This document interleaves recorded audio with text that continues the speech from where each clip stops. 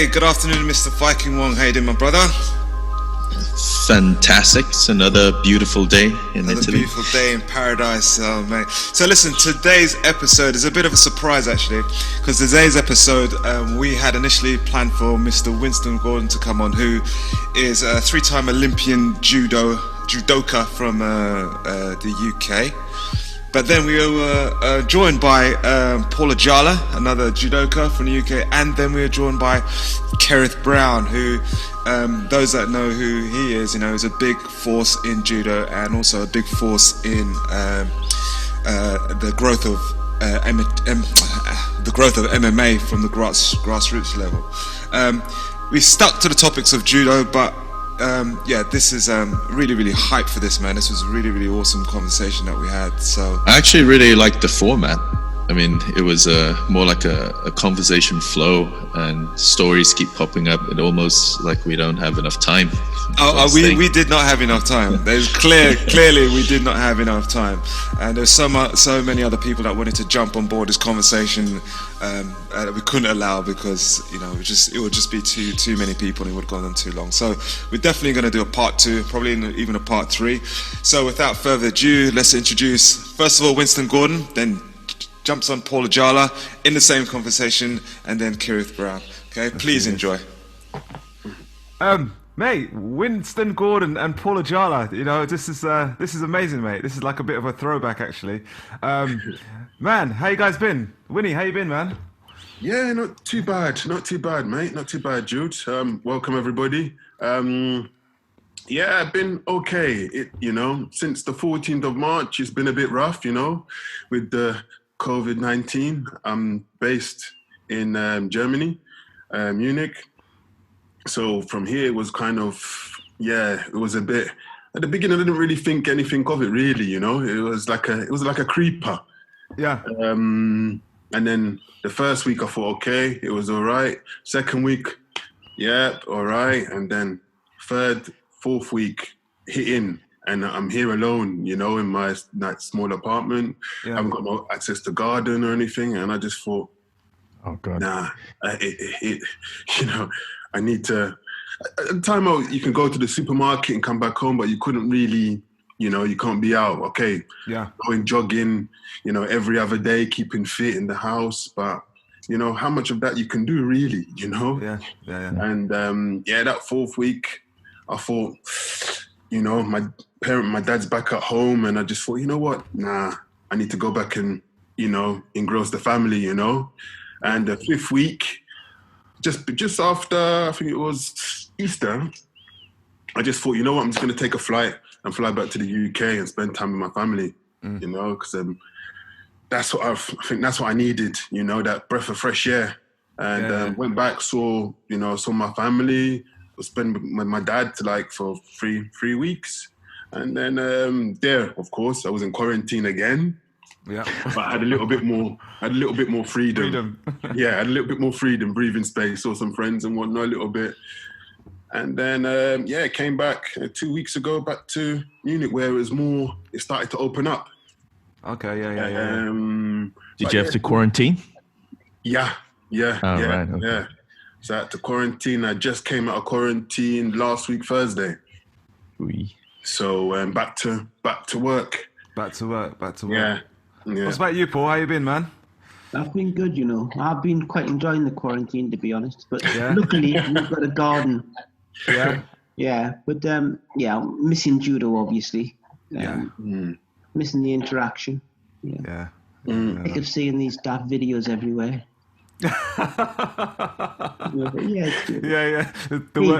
We're healthy. That's all. That's the main thing, isn't it? No, yeah, absolutely. And again, a lot to catch up on, Paul. You can see a lot of things on the net.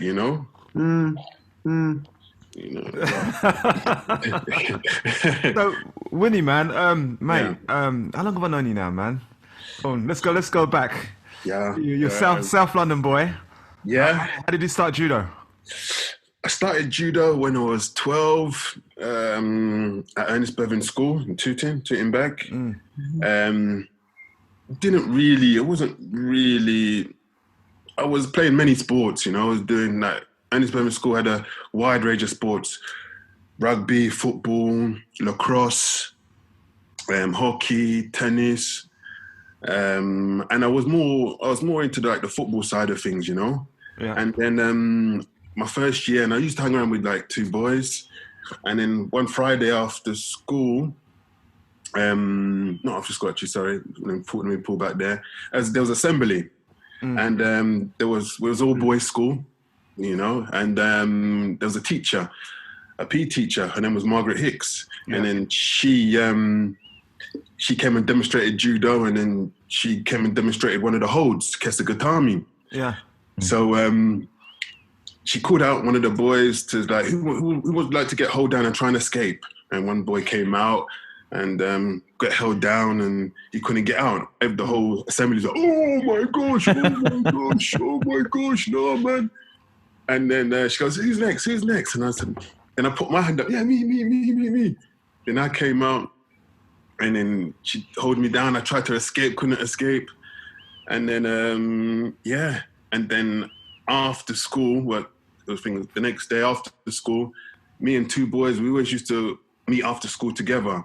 Yeah. And then this Friday, they weren't there. So I'm thinking, where are these boys? You know, waiting. Then I cut home. So the Monday came now, and I was like, boys, where are you? Where were you on Friday? Oh, we went judo. What? Oh, without man. It's me without man. Yeah, we're going tonight. I'm coming. I said, I'm coming. So, and you know, all boys school, your first year, and, you know, female teacher, you're like, you know, a bit dumb. Yeah. And then ended up going to judo, practicing doing a few throws and whatnot. And yeah, just kind of it gripped me from there, you know. Yeah. But, hey, Winston, at that time, I recall Ernest Bevin had an amazing number of judoka. I mean, there was you and Bonty. Eric was around, wasn't he? Eric, yeah. Who was the tall white guy again? Keith Davis. Yeah, Junior Morrison.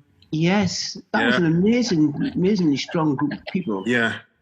Nathan. I forgot his second name. Nathan something. But you know, I think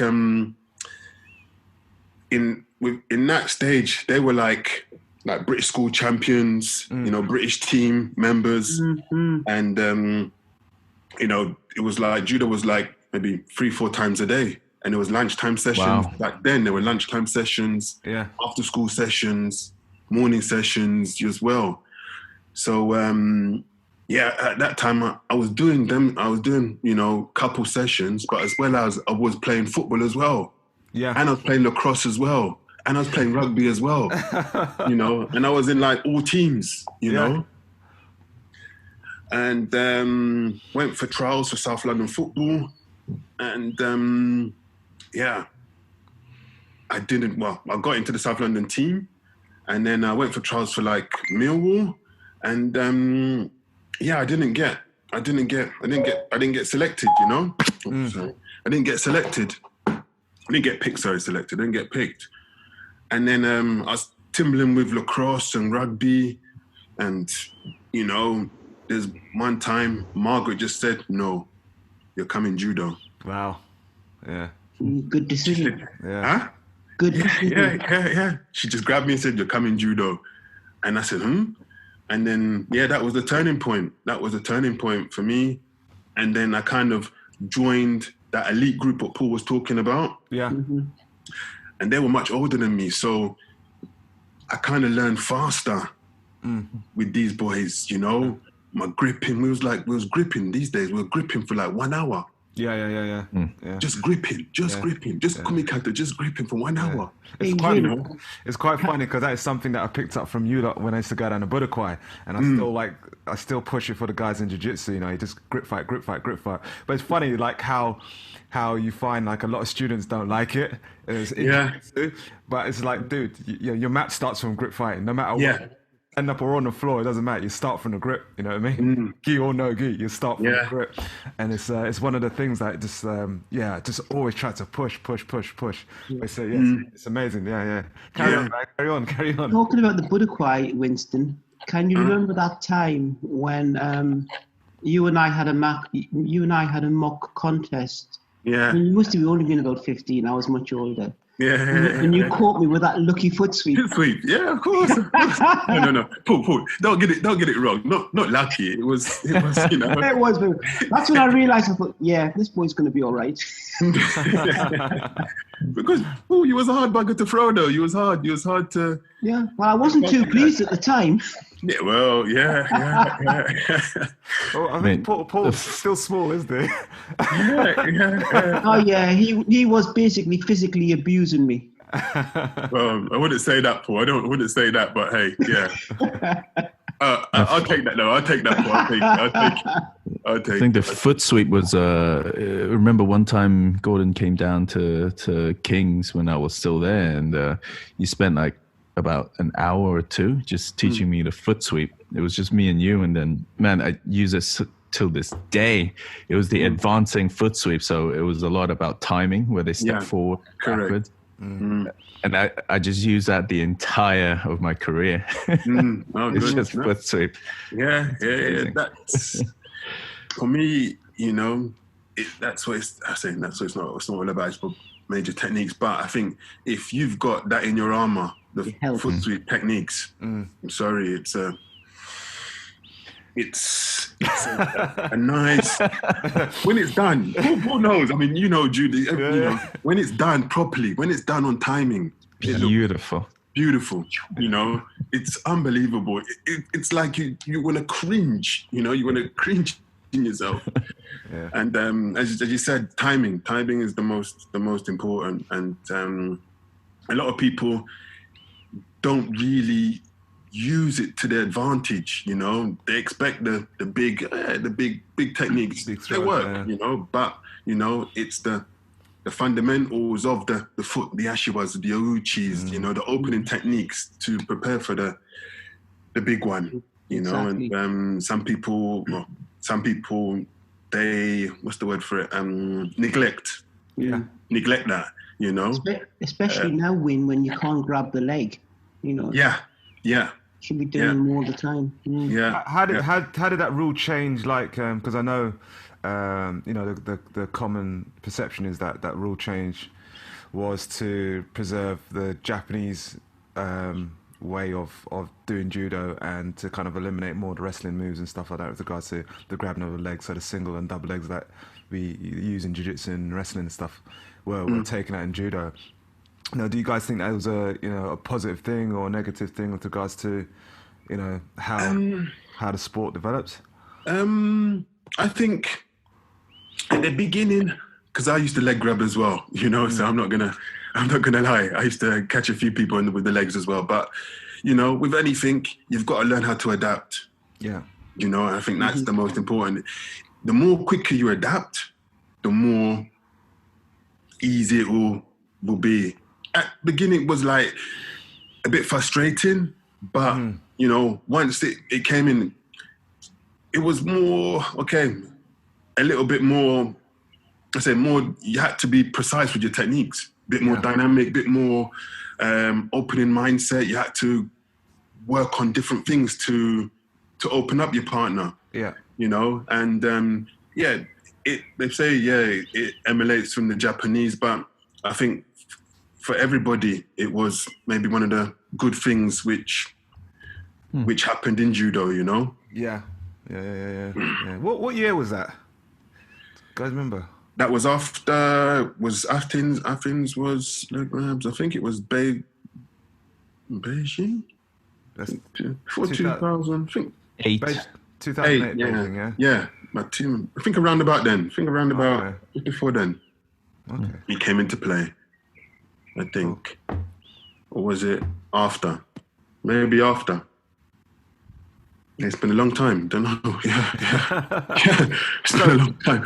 So tell us about what do you guys think about like the current state of and I hate using the word state because it actually puts a negative point in it, but the current setup of British judo.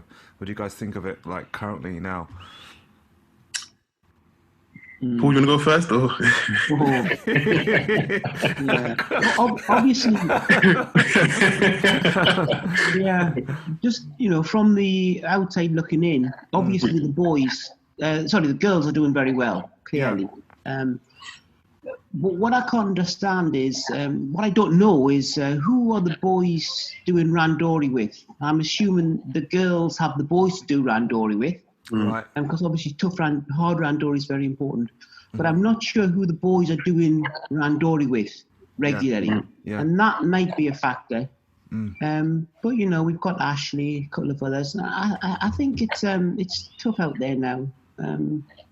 Yeah, I think it's down to randori. The girls have the boys, but I'm not sure who the boys have. Yeah. I could be corrected on that. I'm on the outside like Paul. I'm the outside looking in. Yeah. But, I mean, I think Paul's right. I think it's the quality of randori they're having. And I'd say maybe the volume. I mean, you know, training with I think they've got I think they've got a small group in Warsaw, and they have to allocate themselves or travel to Camberley, Wales, Cardiff, I think, to do randoris. They have to travel to different clubs to get the randoris. Yeah. And I think I don't know if it's a combination of what they're doing, or what they need to do is try to, you know, get more involved with the different clubs on the outskirts and try to bring everybody. Maybe they're doing it into one place. I mean, just for instance, for here in Germany, you know, our target is to do at least 60, 70 randoris a week. Okay. That's the week. How long is each randori session? It's like 2 hours, 2.5 hours, like that. Wow. You know? Yeah. 2 hours. That's a lot. Yeah. You know, prior to that, just say for my group personally, for the under 21s, what we do before the randori, we do 1 hour's technique. Yeah. You know, 1 hour's technique. And then from that 1 hour's technique, they go straight into the main randori session. Yeah. You know, 15 minutes warm up and then randori the whole time.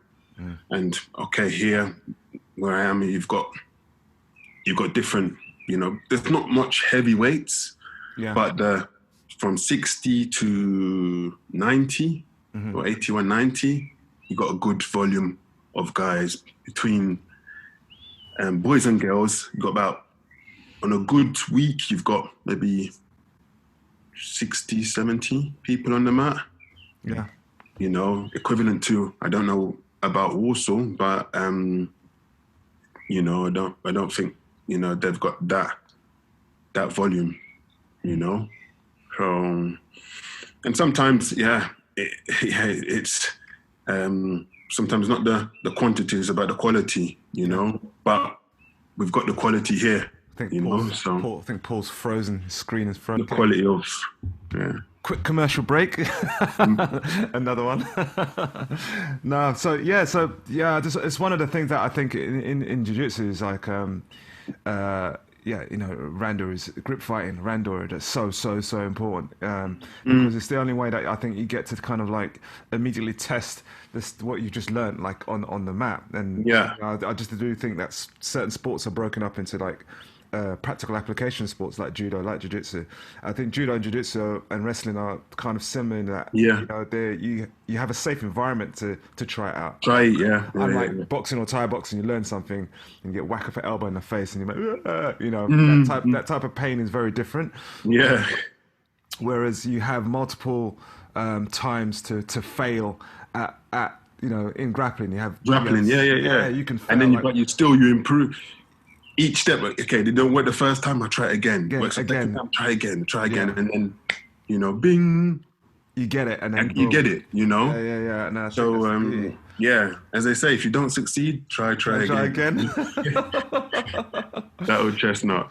So listen, do you think it's actually one of the questions actually before Paul kind of disappeared, but it's one of the questions I want to ask about British Judo. You know, do you think they should encourage more kind of like cross training in between, like, you know, the British Judo athletes going and training jiu-jitsu, training wrestling and stuff like that to kind of improve?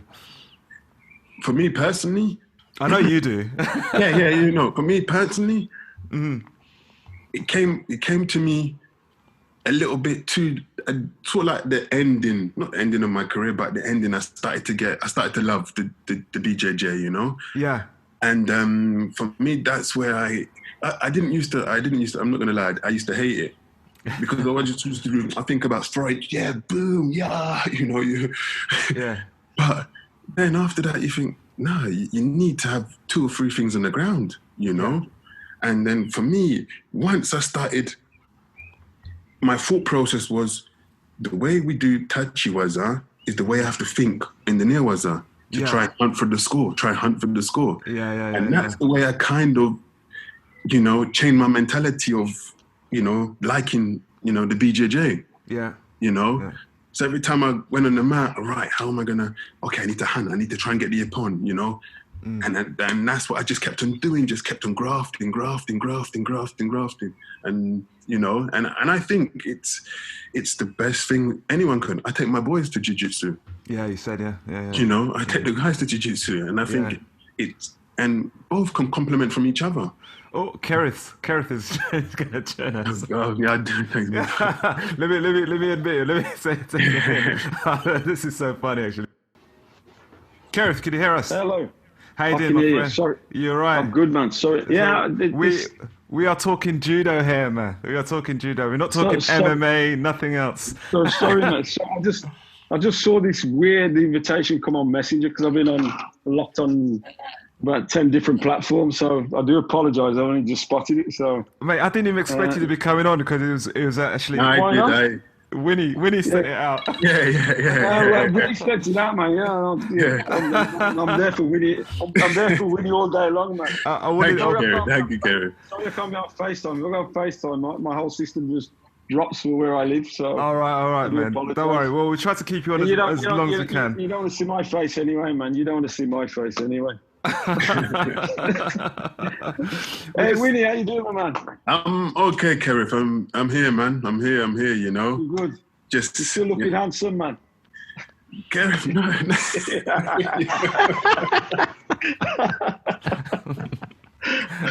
There's no change there, is there? Yeah, Kerrith, you got me there. Kerrith, it's grafting, man. It's grafting. Yeah, I don't like grafting, mate. I want to look like you. Kerrith, I want to look like you. You're my idol, so I want to look like you when I'm your age. I know. It looks like a young Wesley Snipes, isn't it? Yeah. when he played Nino Brown. Yeah, for sure, man. For sure. So listen, Kerrith and Winnie, man. So listen, who do you think? What nation do you think has got the most exciting judo to watch right now? It's not us.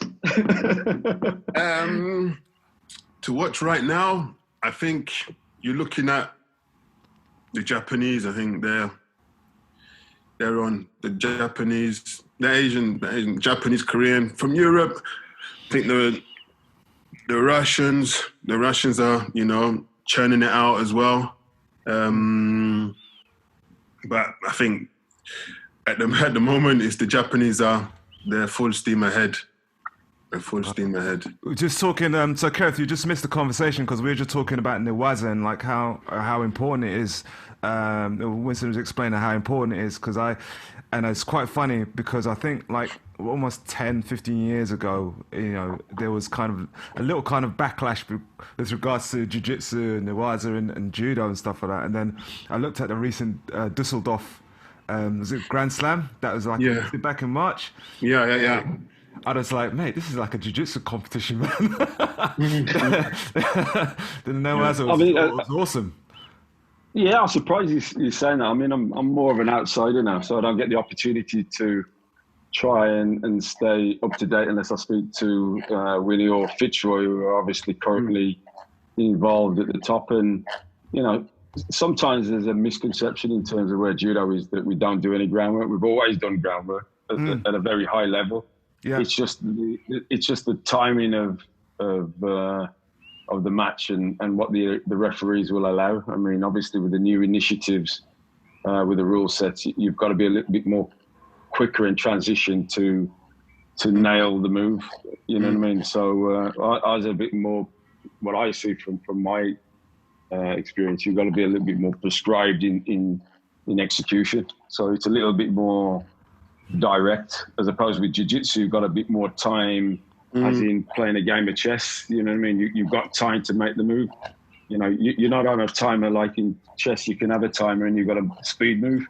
So it changes the dynamics slightly. So but they are but they are given a bit more time, as Kerrith's saying. They are given a bit more time if you're making progress. If there's no progress there, then they'll call mate. But if there's progress and they can see things working, if you just continue working, then they'll allow you more time to execute when you want to execute. So yeah, and that comes down to the experience of the referee in terms of their knowledge of groundwork. Yeah, you know what I mean? That debate's always been there. Is that if a referee doesn't understand the intricacies of the set play in terms of transition, then it's mate, break back up to your feet, which is where they try and pushing the sport is to be more dynamic upstairs. And Paul was saying that the UK British female judo is, because they've got a lot more better randori than the men, it might be an example of the reason why they're kind of a lot more advanced. So who's your guys like number one pick female Great British judo player currently, or who do you see is in the future that's going to be like number one? Oh. Impartial. Carefully answer that, Willie. Carefully answer that, Willie. You mean for the next games or for the next games? Depending on injury, you've got to. I would say, for me, I would say Nakoda.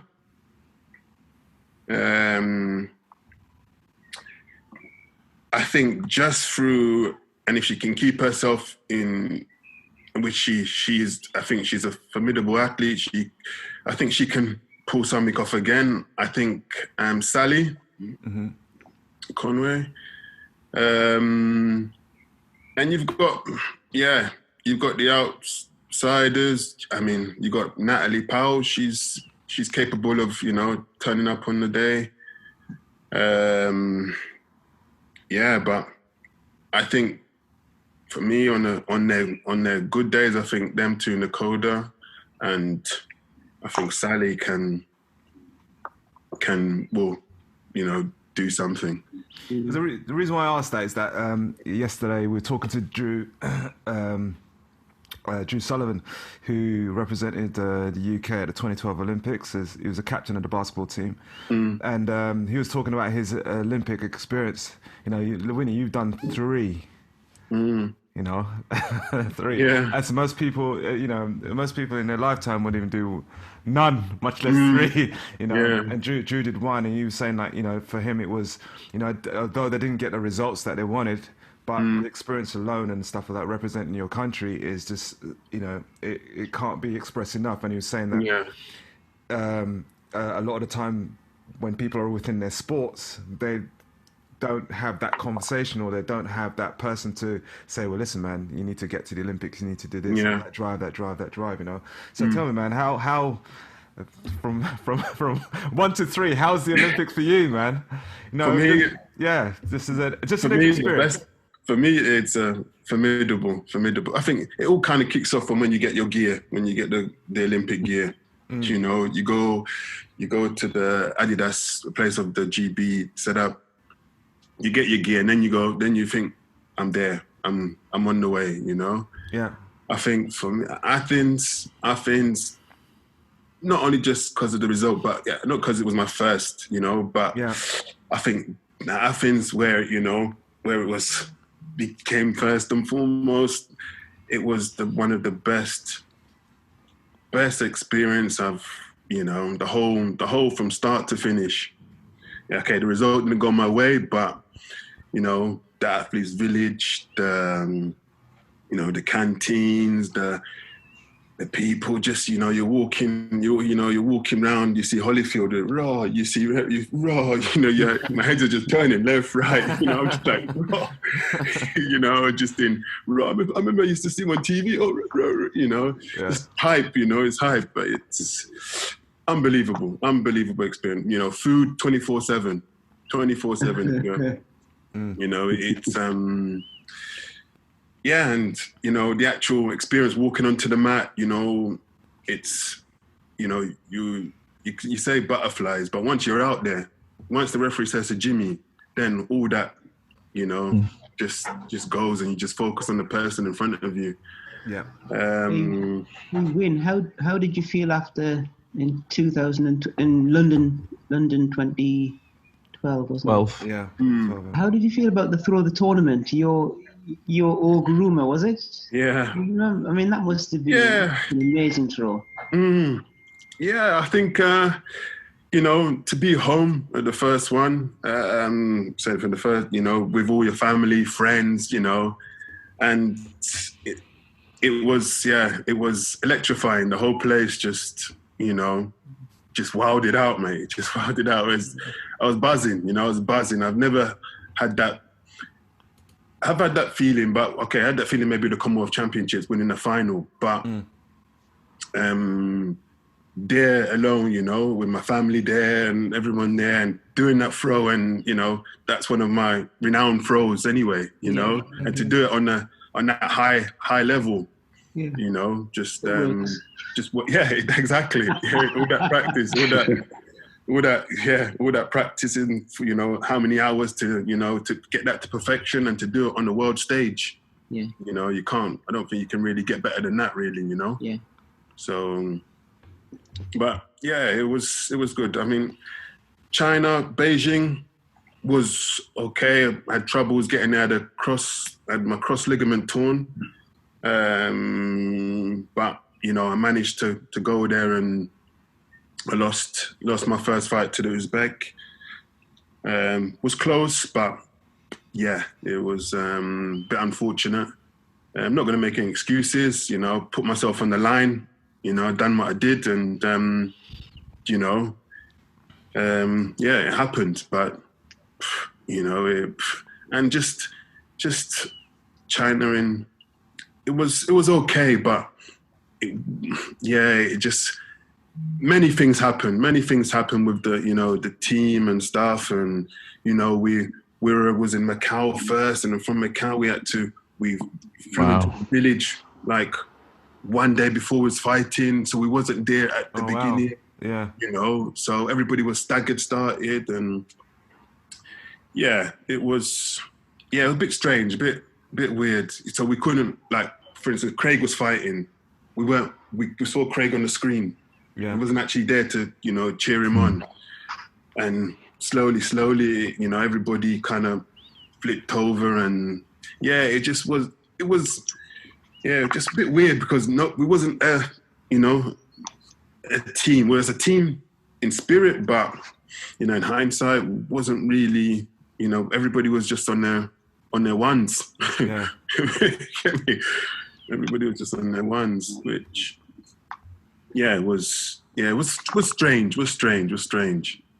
And but, you know, it is what it was. But, you know, I mean, for the others was was an experience that you can't, you know, you'll never forget, you know. So as you said, some people only managed to do one. I was fortunate to do 3, and not saying the 3 was easy, you know. The 3 was, you know, we had to qualify, you know. Yeah. We had to qualify for it, and you know, 2004 was me and Peter Cousins. We battled right to the end to get there. and in 2008, it was me and Peter again, and then I beat Peter, and then Peter went up to 100s. He ended up winning silver in the World Championships, you know. So, you know, it was, you know, even though we was rivals, but it was amazing for him to, you know, to go up, and he was the last person to win, you know, a world medal. Wow. Yeah. Out of the men. Yeah, out of the men. So, but yeah, and then, you know, London was a strange one. I wasn't selected originally. Then, you know, a bit of a kerfuffle, and then I got reinstated, and then, you know, what happened, you know, and, you know. What, the fish's head? Huh? The fish's head. Hi, Paul. Hey, sorry, Kerrith, I didn't see the you? rest of you guys. I'm good, man. Apologies for not saying hello to the rest of you guys. No, sorry. Hey, Kerrith, why do you not switch your video on? I can't see you. If I switch my video on in my where I live, it's that my bandwidth is very slow, so I can't get on.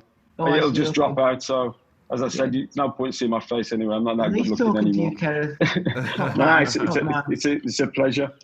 But yeah. Sorry, Winnie, I stopped you in free fall there. Sorry. Yeah, no, it's okay. Yeah, and then that was it, really. You know, it just, the rest was history. Nice. So who's your favorite male judoka at the moment? Poor Jesus. At the moment, watching poor Uno. Yeah, he's Sick. yeah. He's naughty. He's dangerous.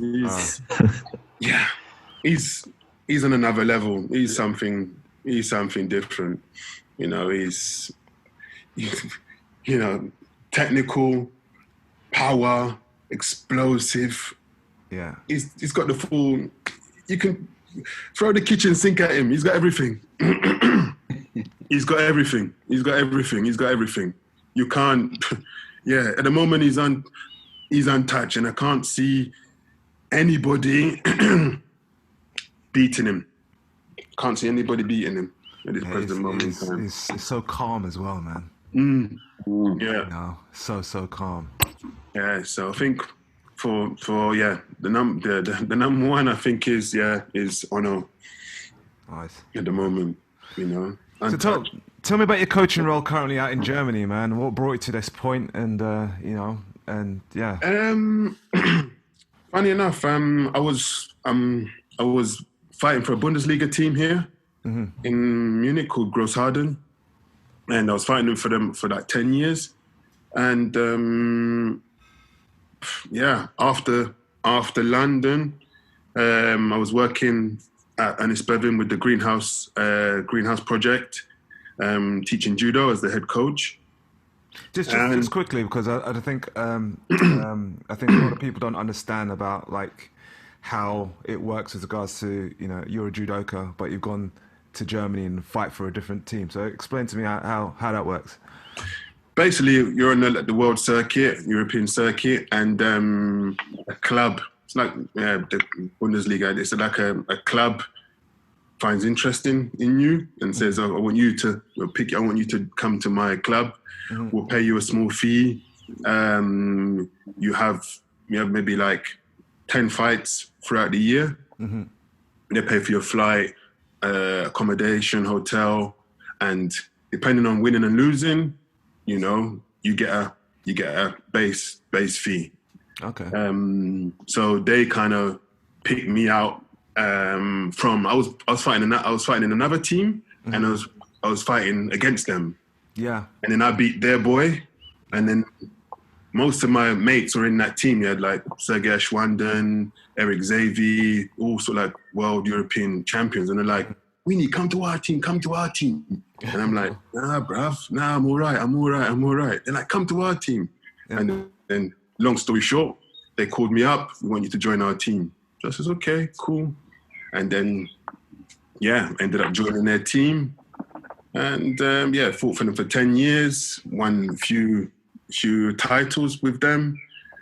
And then, after London, I had a phone call and they said, "Yeah, we want you to come as a coach for Germany, part of the national setup." I said, "Nah, I'm okay. I'm all right. I'm happy here in London. I'm happy here in London, doing my thing, working for this charity, with the school, with up with disadvantaged kids, taking them from giving them from nothing, giving them judo gi, building them up, trying to get them into the British schools and whatnot. And 2 months later, I got an email, "We want you to come." And I'm like, "Nah, I'm okay. I'm all right. I'm cool. I'm all right." 2 months later, they contacted me again, but I didn't tell anybody anything. I just kept to myself. I didn't say anything. And then 2 months later again, they contacted me again. And I thought, oh, God. Then where'd you go? I spoke to my first ever coach, and there was Margaret Hicks. And I asked her, "What do you think?" And she's like, "Winnie, go. What's GB offering you?" And I'm like, "Yeah, but, I said, "No." And the thing at the time, Kerrith spoke with Kerrith as well. And Kerrith's like, "Yeah, Winnie, it's a good thing as well. I think if you go get your experience, and then come back some years later as into the British system as, because not many people have done what I've done, Yeah. And well, that's why this whole point of the setup. Yeah. And it was a kind of thing like, I don't really want to go. I don't want to leave my family. I don't want to, but, I just 2 feet jumped in and just done it. And I don't regret it. I don't regret it at all, Great move. Yeah.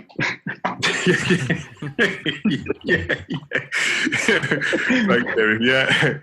You're right, Kerrith. You're part of it. You're right. Great move. You're right. So has the squad over there? Go on. Winnie, has the squad over there currently? What's the setup like that over there? Well, we've got like 8 national setups, national centres. I think it's gonna be whittled down a bit because of the the funding and stuff.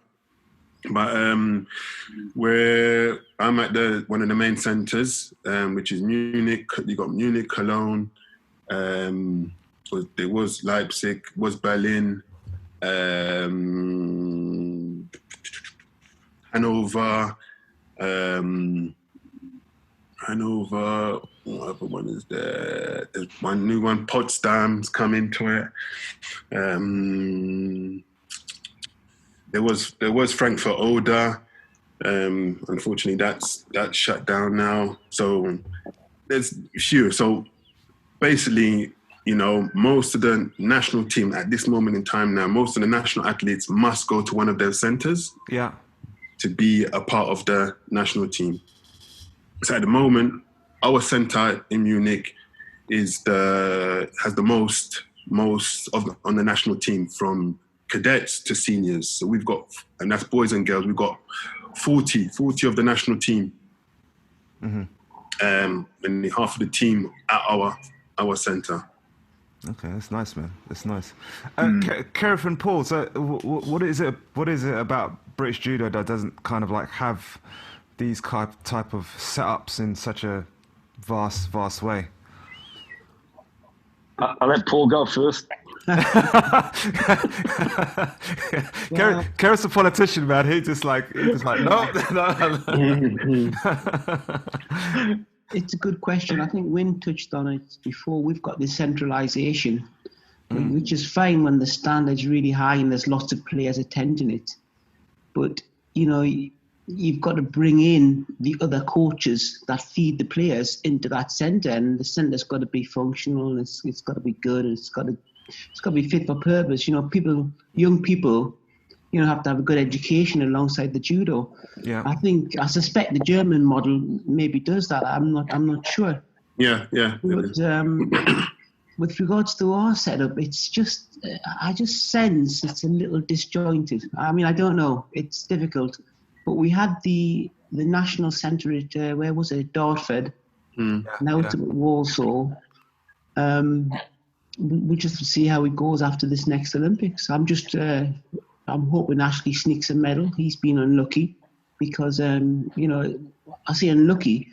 He's always happened to have fought the top seeds in each Olympics he's been to, because he hasn't been seeded himself. But I'm hoping, you know, with a bit of luck, he could sneak a medal. And then after these games in Tokyo, hopefully we'll have a rethink about, you know, supporting places like Camberley and the likes. I don't know that much about it, but I suspect we need a bit more togetherness, to be honest, between the coaches. Because one of the things that highlighted to me is that, and really kind of irks me, is the fact that within jiu-jitsu, you know, we've got to go out and, you know, build our own academies, buy our own mats, and we don't actually have any funding outside of it, whereas judo has. So there's a place down here it's a school called Thomas Tallis, which is not too far from where I am, just in the Greenwich and Blackheath. But it's where the Japanese squad were training for the 2012 Olympics. Massive, beautiful mat area. But it's like because it's the council that's looking after it now and stuff like that since the Olympics, it's treated like a piece of crap. Honestly, it's like, but it's an amazing mat space. What I mean is like, it's the Budokai, I don't know, about 6 times, 7 times over, just really, really big, you know. So, and then you got people running on for shoes and stuff like that. And then there's a friend of mine that teaches, I know. There's a friend of mine that teaches kids jiu-jitsu there. But because of the politics, they can't get more times, they can't take it over and stuff like that. But, you know, I think like anybody would want that mat space, you know. But it's a common theme that seems to run along kind of like, I think probably caused by the miseducation of people that have been taken over and looked after these spots. You know, they don't understand the importance of actually, listen, you got a mat space here. It's actually iconic, you know. Get somebody with the experience to look after it, get somebody experienced to run it, and then from that point onwards, then, you know, you can have judo. It's a massive mat area in a school. In itself, yeah. And they don't have judo in the school. Here's the problem. Here's the problem. Good coaches. Here's the problem. Get to the root of the problem. You need good coaches, and if you don't produce good coaches, you're not going to produce good players. It's as simple as that. And you will know from your experience in jiu-jitsu. You know, if you're a good coach and you've got good students around you, you can produce. Now, the problem with British Judo is that, you know, we've had fragmented programs over the years. We've never bought into anything that anybody's kind of tried to sustain. You know, we've had Dartford, we have Warsaw. You know, I was involved with the Warsaw setup, but you know, the problem is, unless we produce good coaches and we have the depth like Japan, we're never going to get the same consistency. And without those bodies, you're never going to get the cream rising to the top. So this fragmented approach on, you know, you go back to each, you know, you go back 20, 30 years ago where each club's strong, you know, 20, 30 plus you know, players that are in that system that brought each other on. Now that's you know, evaporated. You know, I mean, we have very few good clubs now. You know, if you look at the British Judo system now, you're talking about maybe less than 10 what I call clubs that will produce high athletes to meet the requirements of the national level to the international level.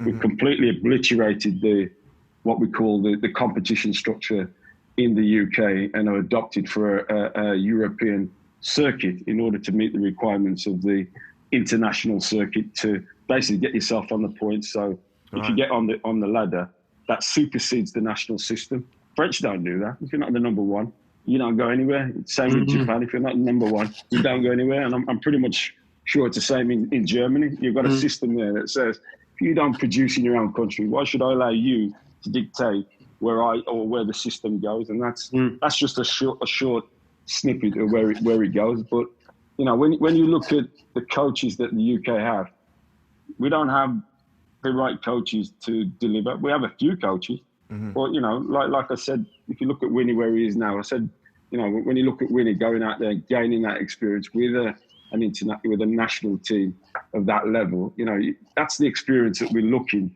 at the next generation. We don't want a generation where athletes come out and then they're given the top spot without any experience coming from the base. How can you do that? You know what I mean? You've got to experience growing from grassroots, going through that program, and then, you know, when you come to the top end, we all know that top athletes, not all top athletes will make good coaches. That's a fact in most sports. And you've got to learn that and earn your stripes. And if you don't earn your stripes, why would you be given that position? And we've seemed to do that in British Judo, where we've kind of missed, you know, sort of looking after that. And I'll be part of that process. I'm as guilty as the next chairman in making sure that we have the right alignment to give us the best coach, to give us the best, the ability to make them perform. Yeah. Hey, Kerrith, I've always thought, you know, you've got the funding. Say, take Winnie, for example. You know, take anybody, any of our top players.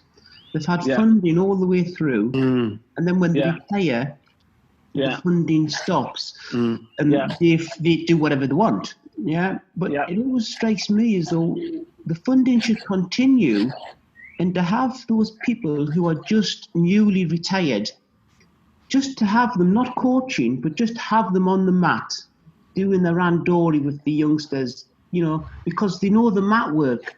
You know, they may not be polished coaches yet, but they'd give anyone a hell of a randori. And I just think when all our top players retire, so say Ashley, whenever he stops, you know, how good would he be doing randori with the new 60-kilo players, you know, the teenagers, the S4? So my feeling is somehow that funding should be extended to allow players who have recently retired to be employed, not for the coaching skills, just for their randori skills. You know, build that base up. Do you know what, Paul? Paul, we tried that to a certain extent, and the problems that you've got is the political one. You've got Sport UK that have got their funding criteria, which is geared around medals. You know what I mean? They want to get medal. They don't want to get results because of their, you know, their investment. And then, you know, on the other side, the flip side of it, we talked about that many times, about existing athletes that are at the top that should come back into the system because they're the best randori practice for the next generation. We addressed it to a certain extent where, you know, and, you know, we lost a great friend of ours, which was Craig. He was somebody that I definitely tried to get involved in the system. But then, you know what, there's an expectation from both sides. It's two ways. And you've got to have the athlete mentally has got to be stable in terms of when they're coming off that journey. And it's a great journey. You know what I mean? That accolade of being at number one in your country and then representing the top 10 in the world or whatever. You have to allow that play to come down slowly. You know what I mean? There's a phase where there's an expectation and then there's a void, and there's a balancing in between that void. You know, not just getting them back on the mat. You got to make sure that they're mentally prepared and they know where the journey is. And a lot of the time when they come off that journey, the first thing is that they're thrown into the big wide world. They've got no job, but they've got no consistently way of making sure that they're going to be funded. And that's always been an issue. So we try to address that in terms of how do we bring them back in the system, that there are bodies of that level to come back in. And it's very difficult because you've got a small funding pot. And the funding pot says, we want to produce winners, and that's the ultimate goal. And forget about everything else. We don't care about the existing. You know, you're talking about you're talking about UK sport, who are the funders who don't care initially about what goes on within the internal workings of the organisation. Then we, as the internal part of the organisation, we've got to unlock that. We've got to try and make sure that there's enough funding for athletes to go on these so-called events and training camps and so. Then you've got to look at the second tier. You know, you've got the juniors coming through. Then you've got to say, okay, then we've got athletes that have just come back at the Olympic Games, and we spoke about this many times. You know, people like Winnie coming up, great athlete for the next generation. You know, we're going to pay 10,000 a year. You know, he's going to go look 10,000 a year. That's not going to cut it for somebody who's got to make sure that he looks after his family and make sure that he's got a living. So, and how many of them are you going to do? Are you going to do it for 2, 3, 4, 5? Do you know what I mean? Depending on how many that you see fit to come into the system. So it's very difficult to build that in. And we tried with Craig. We gave him a position. We strapped around the fact that he'd be coming as a coach and so forth. And I think we tried it 1 or 2. I mean, at the latest stage, you've got Colin Oates that came off the back of the Olympic Games. He's now in the system as a coach, as a young coach coming through to gain that experience. But I just think there still needs to be a 360 review on what we do and how we manage that. I think that the issue that we have is that it's still fragmented as to Camberley. You look at Scotland, Wales, and what we do, it's still fragmented and it's still an individual approach. Sorry, Kerrith, but I'd say as well, again, you know, you need a bit more, what's the word? Need more, it's not multicultural enough up there, you know? But where? In the system, in the GB system, you know? You mean there's not enough black coaches in the system? Yeah, black, Call it for what it is. Call it for what it is. There's not. There's not, you know, and there's no, I'd say there's role models there, but there's not role models for our young, especially the one, you know, especially in London. London's rife. Knife crime, rare.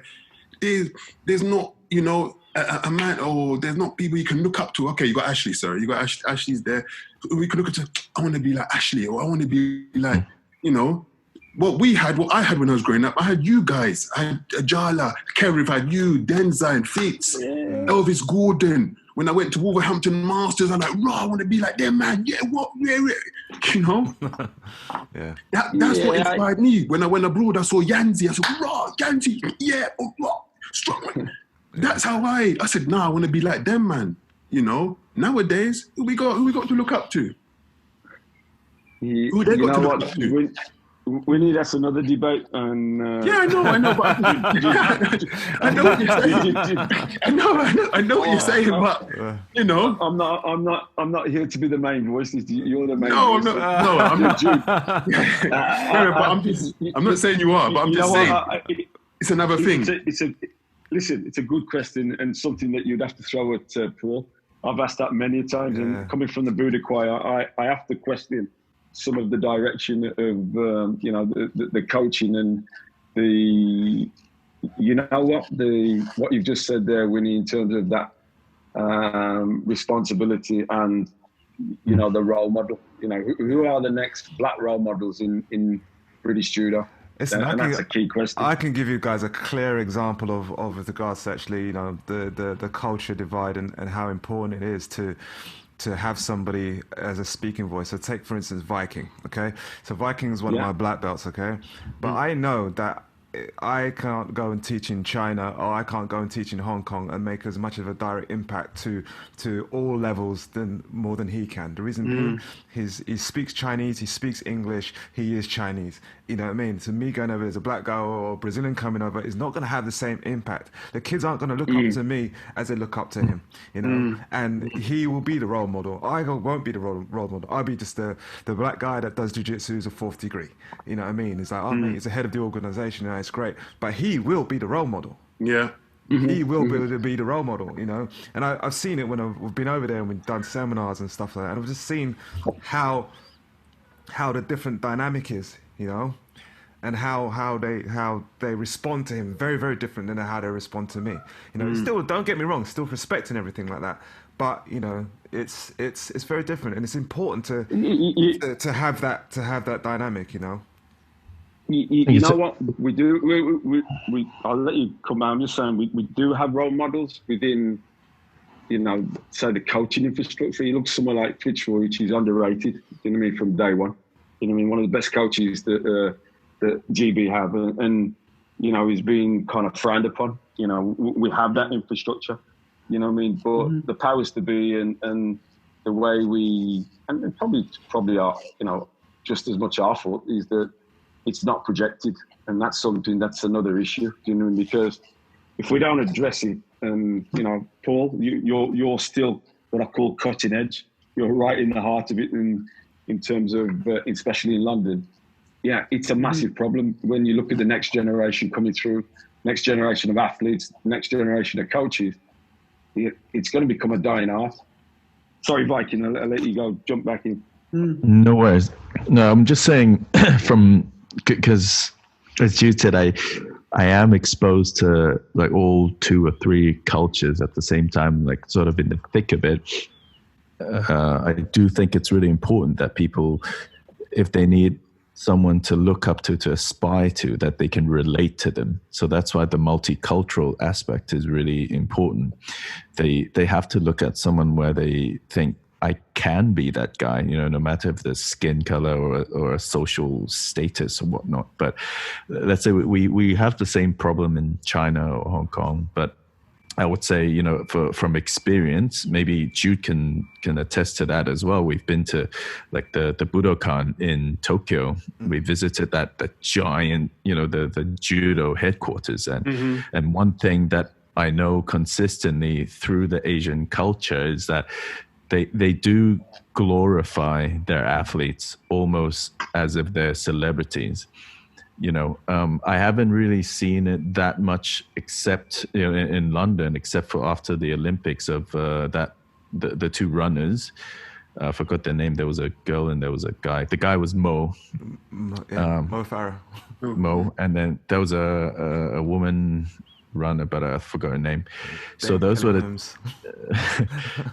2 that I saw. Okay, there are sponsors picking them up. They're plastered over the walls and stuff. But in Japan, they are celebrities.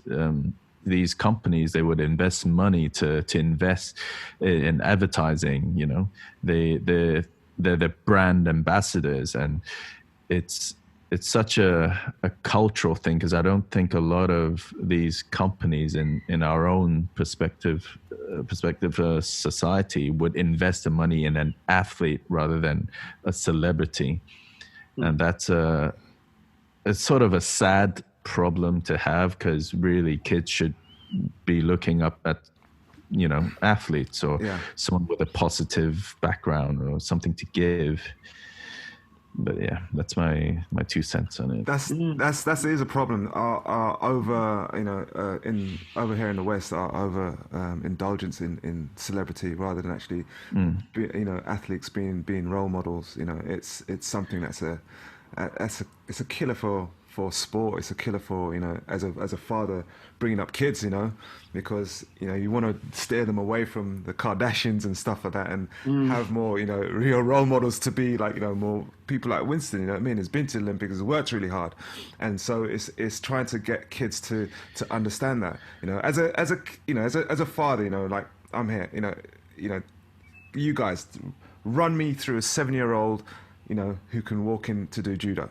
You know, what would they do? What would they need to do as a parent? You know, what would they need to do? You know, because I think, like, you know, apart from a parent seeking out nowadays, kind of like going out to find certain things, I have to have the interest, you know, to get my kid to go and do judo. It doesn't kind of come to you as before. Like my kids, you know, they're in their teens, and one's like, you know, 7, and they don't have judo in school. They don't have that type of stuff in school. I used to have, like, you know, judo and basketball in school. So it was in your front of mind the whole time about sports and stuff like that. And I think it's very, very, very different now, and very much harder for kids now to kind of break into that world, or even to, what do you call it, be Kerrith has come up with it. Yeah, trying to get back on. It's getting back on. It's getting back on. So yeah, but yeah, I think it's more promotion. I don't know. Paul maybe know more about that. I don't know. There's not enough promotion in schools, in the London schools, you know, for British Judo. You know, targeting these schools. Okay, taster sessions, very red.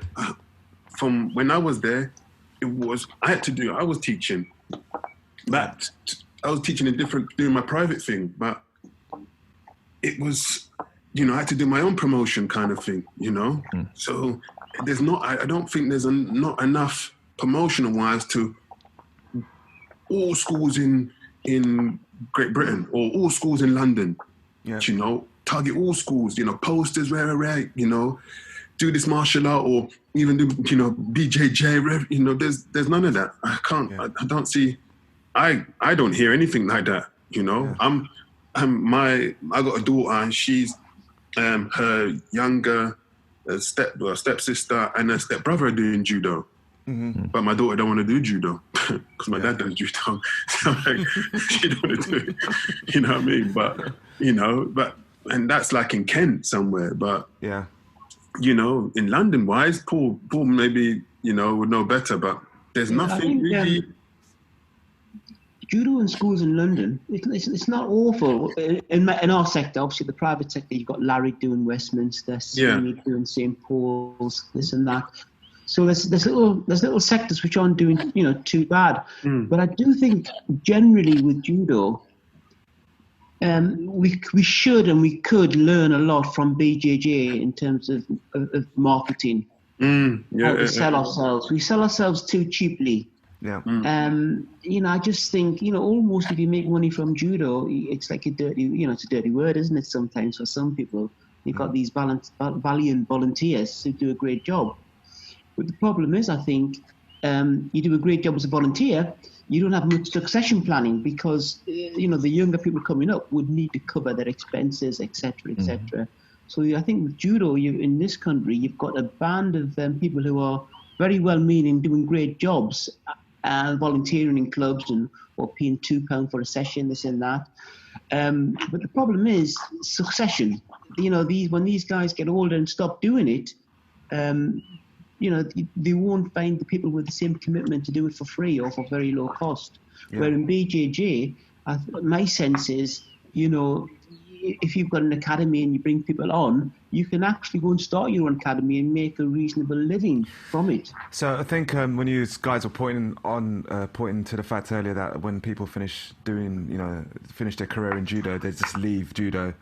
The career succession mainly for jiu-jitsu, especially in the past, was that as soon as you got your black belt, you competed and stuff like that, then you went either open up an academy or for MMA. But all those streams, they always continue to kind of bring back people within the sport, so bring them back into the sport the whole time. So they act as kind of like magnets the whole time. So if I decided I'd leave, where I was training, I'd go and decide to do MMA, but I will still be doing jiu-jitsu there, or I'll still be going wrestling, but I'd still be doing jiu-jitsu there. And then, when I went to fight, all the guys from the academy would come and support me and stuff like that. And then, it's giving, your blue belts, your white belts, etc., an example of like how to, and it just keep rolling that way, jiu-jitsu keeps rolling that way. Yeah. So build. You know what's funny? Jude? So when I was chairman, we tried to do a deal with jiu-jitsu because jiu-jitsu is the new judo. And he tried to tell everybody that, but I was wrong and everybody else was right.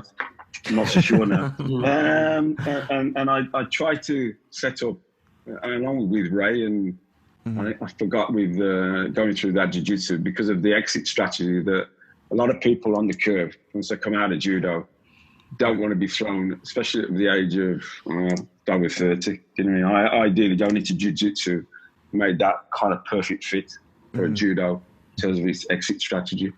And we tried to do that because of the commercial viability of what BJJ were doing. But again, there's always a pushback in terms of change. Yeah. And, people don't like change and they feel that they're, want to stick to the old format. And I keep saying to people, you've got to evolve. If you do not evolve, you start to go down to the bottom of the pile. And that's what currently you can see what's happening. You look at MMA, BJJ, even wrestling is making a surcharge coming back. You know what I mean? Sambo are making their move. And if you don't change with the modern times, then you only have yourself to blame.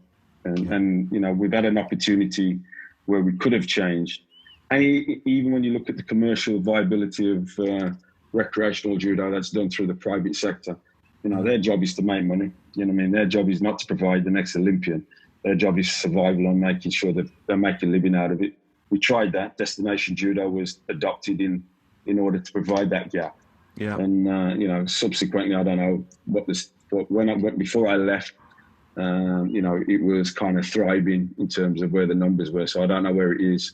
I have no insight in terms of the internal workings today. But we did try to address that recreational that would bring them on. But you go back to the same problem. You can only select. That recreational judo will always sit there as a commercial viability. But then the heart of the sport, you've got to address that, which is separate. Yeah.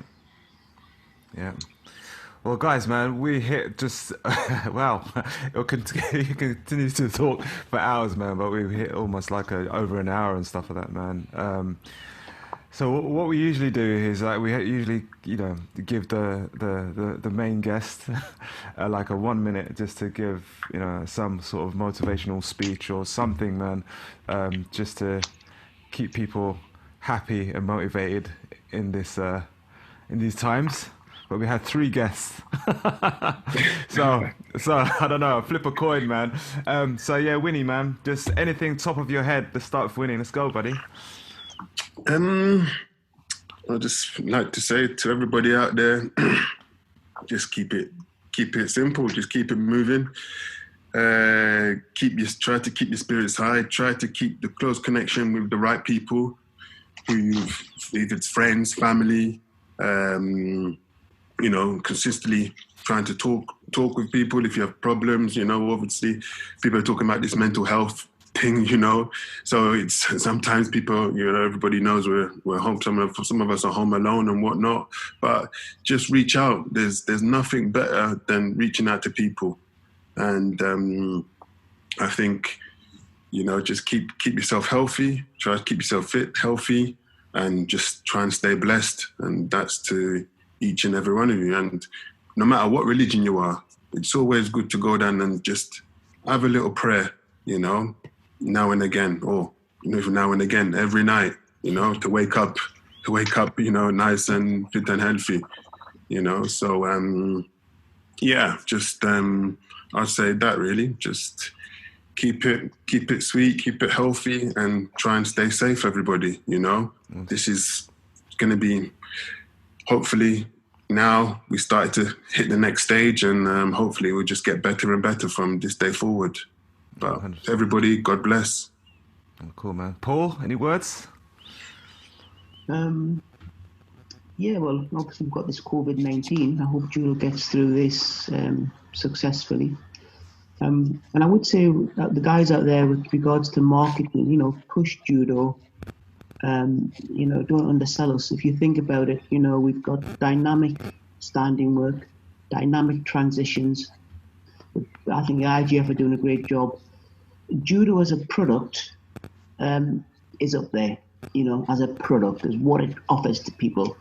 But if we keep underselling ourselves, we won't sell the product, So I just think keep positive, and hopefully when COVID-19 is over and done, we can get back on track with that message. Nice, man. Nice. Kerrith, can't even see you, but hey, it's all good. I don't even know. Good, man. It's me for real, man. It's simple for me, man. Keep it real. We've got real situations to deal with, and at the end of the day, we're all in the same situation. We're all in the same boat. So the more we talk to each other, then that's a good starting point for us to kind of come back as a community and come back stronger than ever before. So keep it real. Yeah, nice, man. Nice. Listen, guys, thank you very, very, very much, man. I couldn't actually ask for anything more, man. That has been brilliant, man. It's been actually awesome, mate. It's good to see. Actually, Paul, it's really good to see you, Yeah, nice meeting everybody. Lovely win. Nice talking to you, Kerrith. It's a pleasure. We should touch base, man. But definitely. Maybe in a nice restaurant somewhere. Winnie, you need to set up a group, man, so we can dissect. Okay. For me, to Judo Viking, this is the first time I've come onto this thing. I've avoided Zoom. I've avoided it until now. Yeah. So it's brilliant. Now I've felt it. I've seen it. Now I can. I'm gonna push it. All right. Okay. Well, I'm gonna plan a part 2. We're gonna plan a part 2. Guys, listen, take care, man. Thank you very much. Okay, thanks. Bye, Take care, everyone. dude. Take care. God bless. Kerrith. Bye. Cool. Bye. Take care. Bye-bye.